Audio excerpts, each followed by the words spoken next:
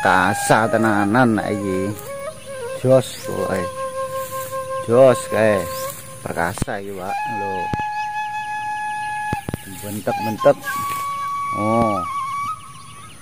Oh. Bentek-bentek. Gede-gede. Gede-gede ya lho. Oh. Mantap juga iki. Engko garindul hasil akhirnya. Antisipasi kelangkaan bibit dan kita pilih bibit yang mau kita tanam yang cocok dengan lokasi kita. Ini kita pakai bibit di luar label ya, jenis BC dan NK. Namun yang ada di video kita saat ini adalah jenis BC, dimana jenis BC ini kadar airnya lebih rendah dan kebutuhan airnya juga tidak sebesar NK. Jadi di saat air tidak stabil dia masih bisa pertumbuhannya stabil, dan tonasenya pun dia lebih banyak, lebih berat setelah kering, lebih berat dibandingkan NK. Jadi sampel yang saat ini adalah jenis BC yang lagi booming.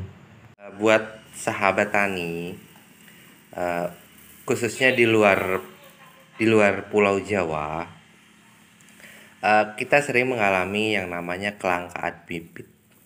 Di saat kita mau tanam, lahan sudah siap dan kondisi semuanya sudah dipersiapkan, 100% sudah siap, ternyata yang menjadi kendala adalah bibitnya.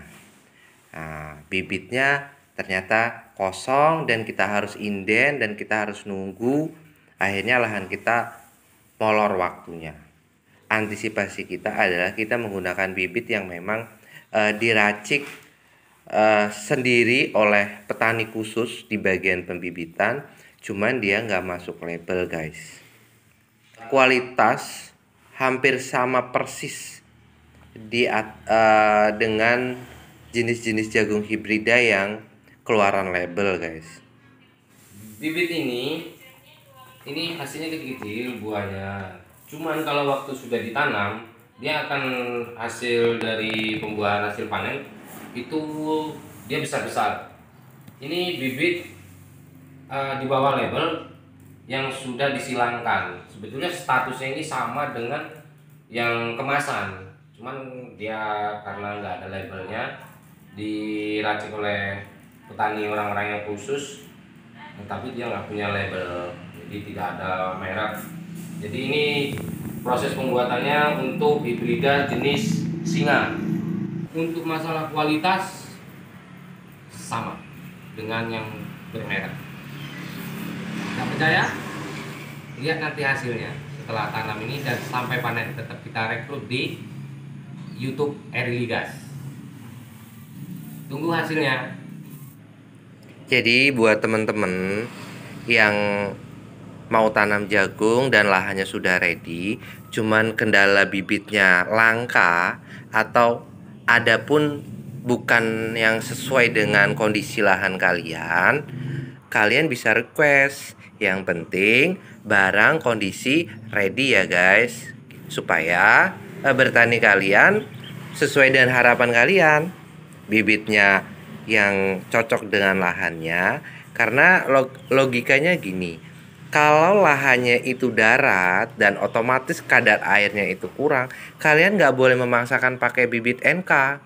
Kalian harus pakai yang jenis Pioneer, yang jenis BC 18, P27, P32 Singa. Nah itu yang harus kalian pakai. Kadar airnya lumayan rendah dan konsumsi airnya tidak begitu banyak. Jadi kalau lahan kalian tuh kurang air, kalian tidak akan ada kendala di saat panennya guys, karena memang konsumsi airnya terbatas. Beda dengan NK, kalian harus paham dulu dari bibitnya guys. Alasan mengapa menggunakan bibit polos tanpa label ataupun tanpa merek ini bertujuan untuk menekan biaya pertanian dari pengadaan bibit, agar di saat panen kita masih punya sisa ataupun masih ada sisa lebih dari operasional pertanian, di mana saat ini baik obat-obatan maupun pupuk dan operasional lainnya itu tinggi. Jadi kalau kita tidak berpikir meminimkan, kita nggak akan ada sisa, guys.